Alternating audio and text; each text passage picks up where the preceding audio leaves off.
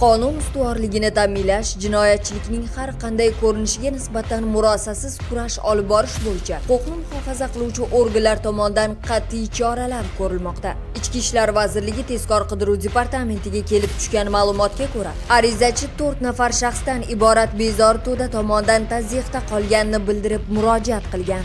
Unga nisbatan zo'rlik ishlatilib, uni giyohvand moddalarni tarqatishda ayblab, majburlab video tasvirga olib, zakladchikligi va giyohvand moddalarni tarqatishi haqida keng ommaga yolg'ondan jinoiy harakat sodir etgan shaxs sifatida ko'rinishini hamda ushbu videoni internet ijtimoiy tarmog'ida tarqatib sharmanda qilish va o'ldirish bilan qo'rqitib arizachi shaxsdan 500 AQSh dollari pul talab qilib kelgani ma'lum bo'ldi. Ichki ishlar vazirligi tezkor qidiruv departamenti xodimlari tomonidan o'tkazilgan tezkor qidiruv tadbiri davomida zo'ravonlik va tovlamachilik jinoyatini sodir etib kelgan guruh a'zolari 2 nafar 2006-yilda tug'ilgan fuqaro hamda 2008-2009-yilda tug'ilgan maktab o'quvchilari qo'lga olindi. Jinoiy guruh Toshkent shahri Yunusobod tumanidagi avtoturargohlardan birida 300 AQSh dollari va 2 million 400 ming so'm pullarni olayotgan vaqtda ushlandilar. Ulardan jami 300 AQSh dollari va 2 million 400 ming so'm pullar, 6 ta telefon apparatlari, 1 dona pichoq, 1 dona o'tkir tig'li jism ashyoviy dalil sifatida rasmiylashtirib olindi.